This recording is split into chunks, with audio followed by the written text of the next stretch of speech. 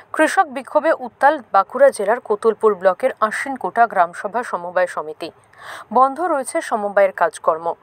স্থানীয় সূত্রে জানা গেছে, গত শনিবার সমবায়ের অফিস ঘরে কর্মীদের প্রায় 3 ঘন্টা তালাবন্দি করে রাখে ক্ষুব্ধ কৃষকেরা। অভিযোগ, কৃষকদের প্রাপ্য শস্য বীমার টাকার একাংশ কেটে নিয়েছে সমবায় সমিতির কর্মীরা। কৃষকদের জন্য বরাদ্দ রাসায়নিক সার সমবায়ের মাধ্যমে বিক্রি না করে কালো বাজারে তা বিক্রি করা হয়েছে বলেও অভিযোগ। এর জেরেই কৃষকরা বিক্ষোভ দেখাতে শুরু করেন। বিষয়টি জানার পর সোমবার পর্যন্ত অফিসে দীর্ঘক্ষণ এলাকার বিক্ষুব্ধ চাষিদের নিয়ে বৈঠক করেন বিডিও। কৃষকরা বলেন, বিডিও তাদের আশ্বস্ত করেছেন ঋণের পরিমাণ কোনোভাবেই কমানো হবে না।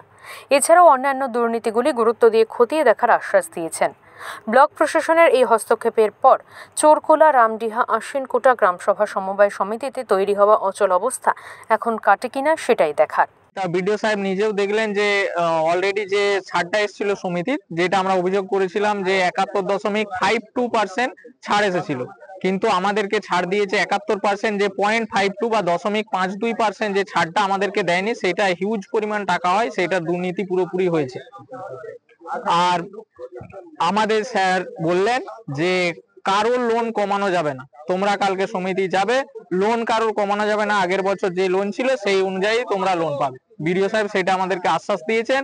বাকি যেই অভিযোগগুলো করেছিলাম আমরা, যে ট্রাক্টরটা, যে সমিতি যে ট্রাক্টরগুলো নিজের বাড়িতে রেখেছিলেন, সেটা কালকের মধ্যে বিডিও সাহেব নিয়ে চলে এসেছেন, বললেন যে সমিতি আছে এখন, সেটাও করে দিয়েছে।